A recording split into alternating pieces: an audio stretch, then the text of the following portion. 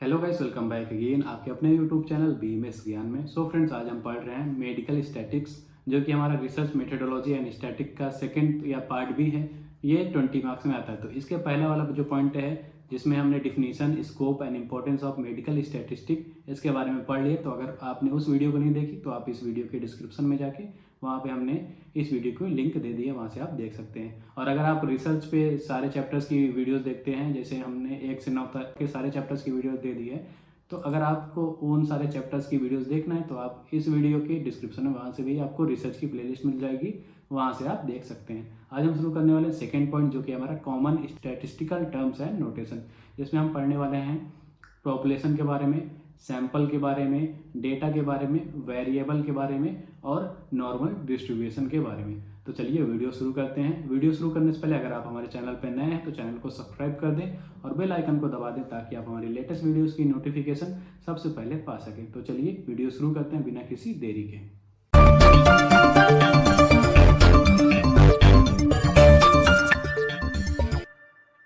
तो यहाँ पे पॉपुलेशन है जो हमारा, और जो सैंपल है और जो वेरिएबल है, इससे लगभग आपको डिफिनीशन पूछा जाता है। अगर क्वेश्चन पेपर की बात करते हैं तो क्वेश्चन पेपर में पिछले साल में इसकी डिफिनीशन आई थी, या डेटा पॉपुलेशन की डिफिनीशन आई थी, और इसके पीछे सैंपल की डिफिनीशन है। तो इस तरीके से क्वेश्चन पूछा जाता है, 2 नंबर में या 3 नंबर में इसकी डिफिनीशन पूछी जाती है। अगर हम बात करते हैं जो डेटा है हमारा, देखिए अभी क्वेश्चन डाल दे रहा हूँ मैं।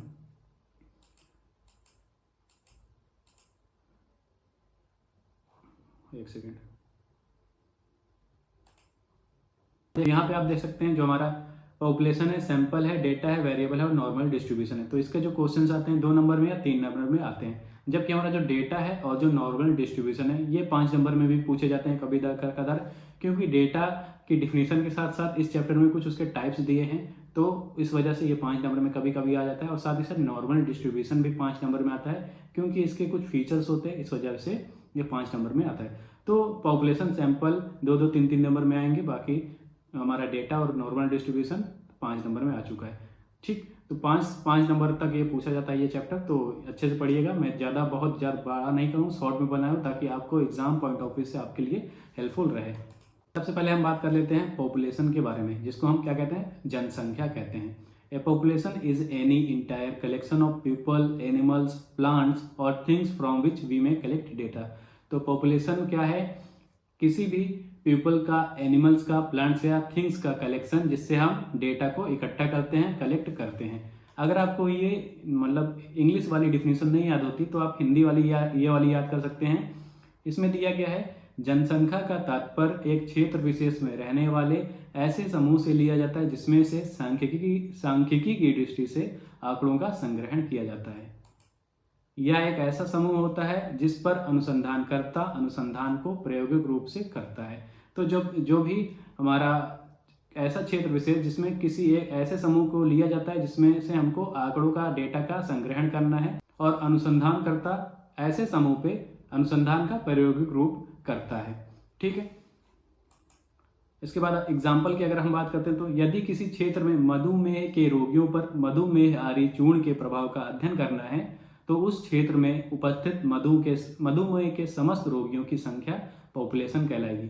तो जैसे अभी हम किसी एरिया में मधुमेह के रोगियों को, फिर मधुमेहारी चूर्ण का प्रभाव हमको पढ़ना है, अध्ययन करना है, तो उस क्षेत्र में जितने भी मधुमेह के रोगी रहेंगे, वो समस्त रोगी क्या कहलाएंगे, हमारी जनसंख्या या पॉपुलेशन कहलाएगी। तो ये हो गया हमारा पॉपुलेशन के बारे में। अब हम बात करते हैं सैंपल के बारे में, जिसको और क्या कहते हैं, प्रतिरूप या नमूना भी कहते हैं। तो सैंपल की डिफिनीशन क्या है, a sample is a group of units selected from a larger group. By studying the sample it is hoped to draw valid conclusion about the larger group. ठीक है, सैंपल क्या है, एक सिलेक्टेड यूनिट है larger group में से, और bye studying the sample ये मान लिया जाता है कि जो हमारा लार्जर ग्रुप है वहाँ उसकी सारी हमको जानकारी मिल गई है। ठीक है। और एक पॉइंट इसमें और है कि ए सैंपल, यहाँ पे पॉपुलेशन लिख गया, इसको आप सैंपल कर लेना। A sample is generally selected for study because the population is too large to study. जो जनसंख्या या पॉपुलेशन होती है वो, उसमें बहुत सारे लोग रहते हैं, तो सबको अपने रिसर्च में या अनुसंधान में मतलब शामिल करना बहुत मुश्किल होता है। इस वजह से एक हम कुछ सैंपल चुनते हैं, कुछ उसमें प्रतिनिधित्व चुनते हैं ताकि जो हमारी रिसर्च है वो कंप्लीट हो सके, और उसके बेसिस पे हम पूरे पॉपुलेशन को ये बता सकते हैं कि हाँ मेहारी चूड़ या जो मधु मेहारी चूड़ है ये ऐसा काम कर रहा है, इसका ऐसा प्रभाव है। ठीक है, अगर आपको ये जो इंग्लिश वाली डिफिनीशन है नहीं याद आती है तो आप ये वाला याद कर सकते हैं, सैंपल या प्रतिरूप का तात्पर्य जनसंख्या का प्रतिनिधित्व करने वाले लोगों का समूह होता है। ठीक है, एग्जाम्पल की बात करते हैं तो मधुमेहारी चूर्ण के प्रभाव का अध्ययन यदि मालेगांव के मधुमेह रोगियों पर करना है तो मालेगांव के समस्त मधुमेह के रोगियों में से कुछ निर्धारित रोगियों को चुना जाएगा। निर्धारित रोगियों का वह समूह सैंपल कहलाएगा। ठीक है, ये हो गया हमारा सैंपल का एग्जाम्पल। अब हम बात करते हैं हमारा थर्ड पॉइंट जो कि हमारा डेटा, इसको हम और क्या कहते हैं, आंकड़े कहते हैं। तो डेटा की डिफिनीशन क्या है, data can be defined as a collection of facts और information from which conclusion can be drawn. ठीक, तो डेटा क्या है, it is a collection of facts and information जिसकी बेसिस पे हम किसी कंक्लूजन तक पहुंच सकते हैं। अगर फिर से मैं बोल रहा हूं, अगर ये डिफिनीशन नहीं याद होती तो नीचे वाली डिफिनीशन याद कर सकते हैं, हिंदी वाली, सूचनाओं एवं तथ्यों का गणितीय रूप में संग्रहण जिनके द्वारा परिणाम तक पहुंचा जा सके उन्हें डेटा कहते हैं। एग्जाम्पल की बात करते हैं, the number of peoples in India और the number of times India has won a cricket match, these are all example of data. ये सारे एग्जाम्पल हैं डेटा के, कितने पीपल्स हैं इंडिया में, कितने और कितने टाइम्स इंडिया जो है वो मैच जीत चुकी है, ये सब डेटा में आते हैं। इसका जो हम इकट्ठा करते हैं ये फैक्ट्स और इन्फॉर्मेशन, उसे ही हम डेटा कहते हैं। ठीक है, अब हम बात करते हैं डेटा कंसिस्ट ऑफ, डेटा के अंदर क्या क्या होता है। पहला होता है डेटा यूनिट। डेटा यूनिट क्या होता है, जिस क्षेत्र की जनसंख्या पर अध्ययन किया जा रहा है उस क्षेत्र की जनसंख्या को डेटा यूनिट कहा जाता है। सेकेंड होता है डेटा आइटम, जिसको गणितीय रूप में प्रस्तुत करना है उसे डेटा आइटम कहते हैं। फॉर एग्जांपल हाइट, इनकम, ये सब डेटा आइटम के अंतर्गत आते हैं। और फिर थर्ड आता है हमारा डेटा सेट, संपूर्ण परीक्षणों का एक जगह पर एकत्रीकरण डेटा सेट कहलाता है।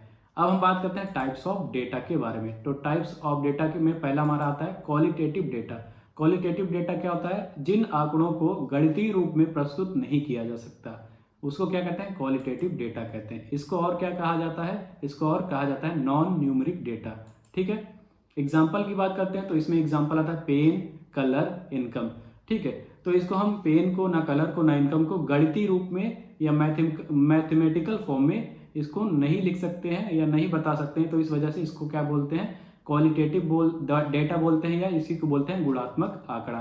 ठीक है, सेकेंड आता है हमारा क्वांटिटेटिव डेटा।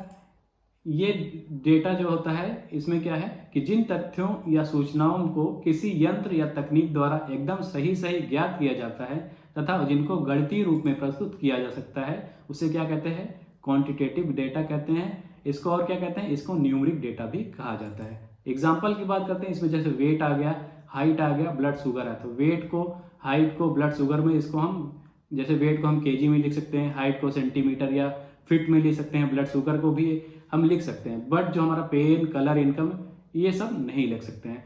इस वजह से यहाँ पे जो इनकम वाला है इसको, ये इनकम वाला एग्जाम्पल हटा दीजिएगा, ये गलत आ गया यहाँ पे पेन, कलर ये सब हम बता सकते हैं डेटा में।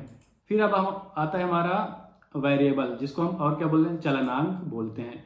What is a variable, a variable is any characteristic number और quantity that can be measured और काउंटेड।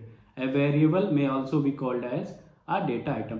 ठीक है, तो कोई भी ऐसा कैरेक्टरिस्टिक नंबर या क्वांटिटी जिसको मेजर करना है या काउंट करना है उसको क्या कहते हैं, वेरिएबल कहते हैं। और वेरिएबल को और क्या कह सकते हैं, वेरिएबल को और हम डेटा आइटम कह सकते हैं। हिंदी में पढ़ते हैं, यह एक ऐसा मान होता है जिसको अलग अलग व्यक्तियों या स्थानों से ज्ञात किया जाता है तथा यह व्यक्ति के अनुसार या स्थान अनुसार परिवर्तनशील होता है। ठीक है, तो इसको हम अलग अलग व्यक्तियों या स्थानों से ज्ञात करते हैं और ये व्यक्ति के अनुसार और स्थान के अनुसार ये चेंज होता रहता है, मतलब वेरिएबल। इसी वजह से इसका नाम पड़ा है वेरिएबल, मतलब बदलते रहना। ठीक है, एग्जाम्पल की बात करते हैं तो 100 व्यक्तियों की हाइट सेंटीमीटर में ज्ञात करनी है तो 100 व्यक्तियों की हाइट अलग अलग रहेगी। तो अगर हमको 100 व्यक्ति को हाइट नापना है, मेजर करना है सेंटीमीटर में, तो उसमें से 50 व्यक्ति ऐसे रहेंगे जिनकी सबकी हाइट डिफरेंट आएगी, इसी को हम बोलते हैं वेरिएबल। पांचवा जो पॉइंट है वो है हमारा नॉर्मल डिस्ट्रीब्यूशन, जिसको हम क्या बोलते हैं, सामान्य वितरण। Normal distribution are important in statistic and are often used in the natural and social science to represent real valued random variable whose distribution are not known। जब बड़े सैंपल साइज वाले बायोमेडिकल डेटा के observation औसत मापों अर्थात mean, mode व median के आसपास अर्थात उससे कम या ज़्यादा होते हैं तो इस प्रकार के वितरण को नॉर्मल डिस्ट्रीब्यूशन कहते हैं, और इससे जो कर्व बनता है उसको क्या कहते हैं, गॉसियन कर्व कहते हैं। ये हो गया नॉर्मल डिस्ट्रीब्यूशन। ये डिफिनीशन आप याद कर लेना, चाहे आप ये इंग्लिश वाली याद कर ले, चाहे हिंदी वाली याद कर सकते हैं। अब हम बात करते हैं features of normal distribution are listed below. कुछ फीचर्स की बात करते हैं नॉर्मल डिस्ट्रीब्यूशन के। तो इसमें पहला आता है कि normal distribution are symmetric around their mean. The mean, mode and median of a normal distribution are equal. The area under the normal curve is equal to 1.0 and normal distribution are denser in the center and less dense in the tails। तो ये जो normal distribution होता है वो centre पे dense होते हैं और टेल्स पे लेस डेंस होते हैं, और जो एरिया होता है जो नॉर्मल कर्व के अंतर्गत आता है उसका वो बराबर होता है 1.0 के बराबर। और यहाँ पे जो मीन, मोड और मीडियन होते हैं नॉर्मल डिस्ट्रीब्यूशन में वो सारे बराबर या इक्वल होते हैं। ठीक है, तो यहाँ तक हो गया हमारा जो हमारा सेकेंड चैप्टर है स्टैट का। तो आई होप वीडियो अच्छी लगी हो, और वीडियो अच्छी लगी हो तो लाइक करिए इस वीडियो को, शेयर करिए अपने दोस्तों को। और इसके बाद हम थर्ड चैप्टर पे आएंगे। अगर आपको किसी भी टॉपिक पे वीडियो चाहिए तो हम वो बता दें कमेंट बॉक्स में या इंस्टा पे, वहाँ पे भी हम आपको बता सकते हैं और उस वीडियो पे, उस टॉपिक पे वीडियो डाल देंगे। तो मिलते हैं नेक्स्ट वीडियो में, तब तक thank you, take care and bye bye.